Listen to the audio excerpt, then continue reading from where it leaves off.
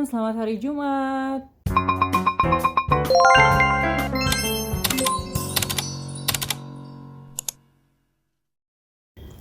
Jadi di Jumat pagi yang berbahagia ini, Ciela, udah kayak khotib aja ya.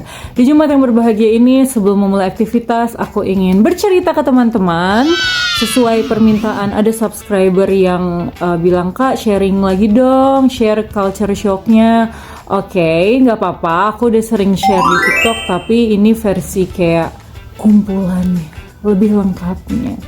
Jadi semua orang Indonesia yang ke Turki pasti mengalami hal ini. Apa aja sih? Let's check it out. Yang pertama, mereka itu jarang banget minum air putih dan mereka itu biasanya minumnya adalah yogurt. Nah, tapi bukan berarti mereka nggak jual ya, cuma jarang aja gitu kalau diperhatiin. Makan minumannya airan. Jadi airan itu tuh rasanya menurutku seperti susu dikasih sabun. Kayak ya susu sabun dikasih garam gitu. Jadi rasanya gimana ya? Nah, tapi itu sehat banget loh guys sebenarnya.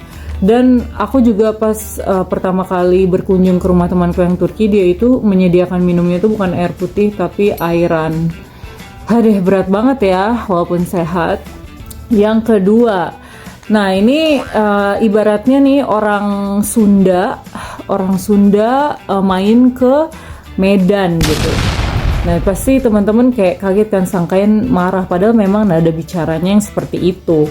Jadi kalau di Turki biasanya orang-orang yang bapak-bapak gitu kayak supir taksi, penjaga warung itu memang nada bicaranya relatif tinggi. Makanya aku inget banget pas dulu manajer aku itu suaranya pelan, terus aku kayak you will not believe your eyes. Aku bilang ke dia, pertama kali aku ngelihat orang Turki yang soft spoken ya Anda ini Pak. Oke, selanjutnya. Nah, jadi anjing-anjing yang di Indonesia itu tuh ukurannya kan lebih kecil ya. Kalau di sini tuh seukuran kambing, tau nggak?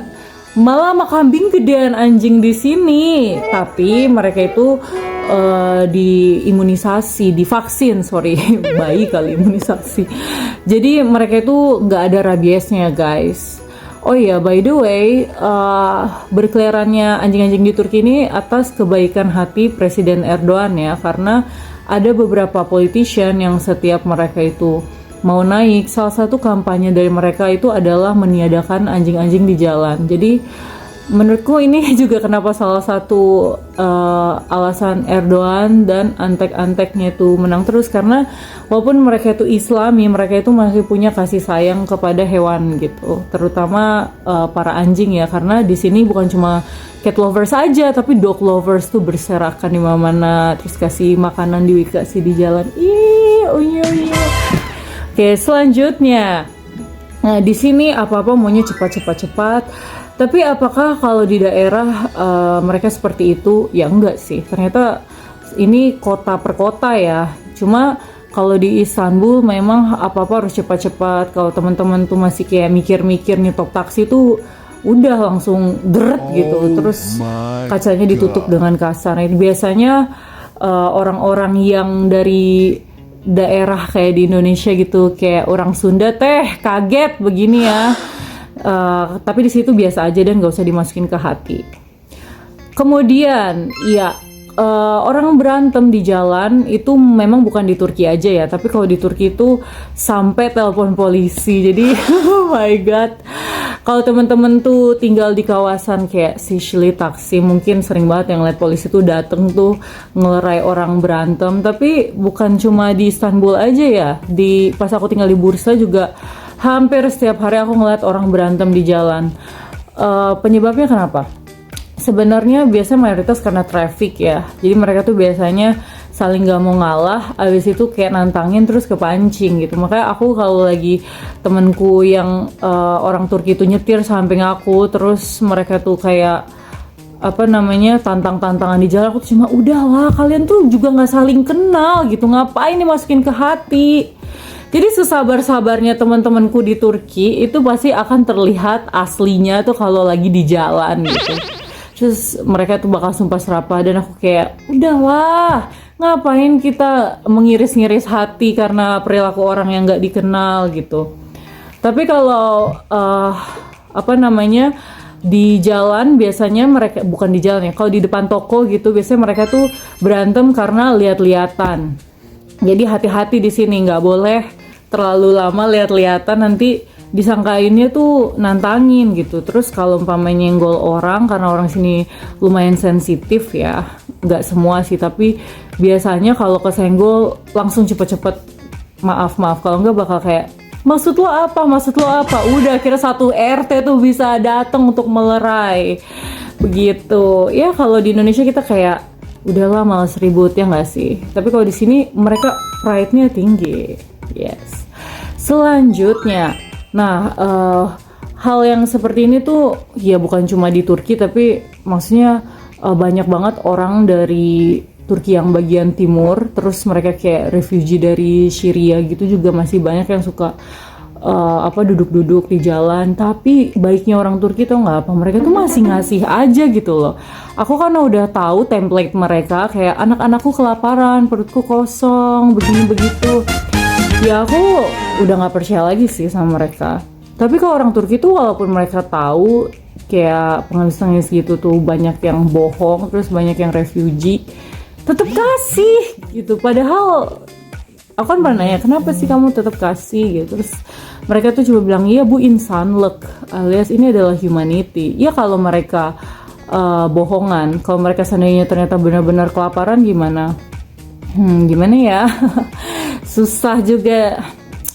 Oke, ini yang selanjutnya ini berkaitan dengan pengalaman pribadi aku ya. Jadi di sini tuh kalau kita tuh ngeladenin orang pengemis-pengemis gitu di jalan yang ngaku bukan pengemis, itu kita bakal boncos sendiri karena mereka tuh bakal nyeret kita ke kayak Ayus Bir, dan mereka akan maksa kita beliin ini itu, padahal janjinya cuma minta beliin roti, tapi nanti mereka ngambil keju, mereka ambil salam, mereka ambil ayam. Astagfirullah.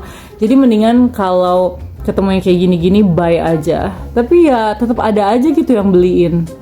Ya emang orang sini tuh sebenarnya baik sih, percaya nggak sih ada quotes yang bilang orang-orang yang pemarah, yang cepet naik darah itu sebenarnya malah orang yang paling baik. Ya nggak masuk akal, tapi aku sudah melihatnya gitu di sini. Oke, selanjutnya, jadi di sini tuh orangnya tuh kalau suka manis banget gitu kan. Kalau suka yang asin tuh yang asin pisan gitu. Jadi dibilang milih ya enggak, mereka suka dua-duanya. Misalnya kayak makanan itu tuh biasanya mereka itu digoreng terus masih kasih mentega lagi gitu. Terus nanti pas makan masih ditaburi garam lagi juga. Terus nanti kalau udah selesai makanan yang asinnya minta ampun itu, mereka makan dessert yang mereka tuh udah bikin bahannya tuh dari gula juga kan, ada gulanya, terus masih dikasih gula tabur lagi, terus dikasih gula cair lagi gitu. Jadi gula dalam, gula luar, gula serpihan. Jadi mereka tuh sangat prinsipnya tuh soal rasa tuh harus galak sama bumbu, terus harus generous, royal ngasih toppingnya gitu. Kayak kita lihat jajanan-jajanan India gitu, tapi ini versi bersihnya. Nah teman-teman, kalau misalnya ke Turki, aku saranin kalau pesen dessert itu paro 2 sama teman. Kalau enggak nanti teman-teman bakal tiba-tiba pipinya menggembung, atau enggak tiba-tiba muncul jerawat karena gula yang terlalu eksesif alias berlebihan. Dan yang terakhir, nah ini kurang lebih sama seperti kalau teman-teman main ke Jepang, orangnya tuh kalau nolong tuh niat banget.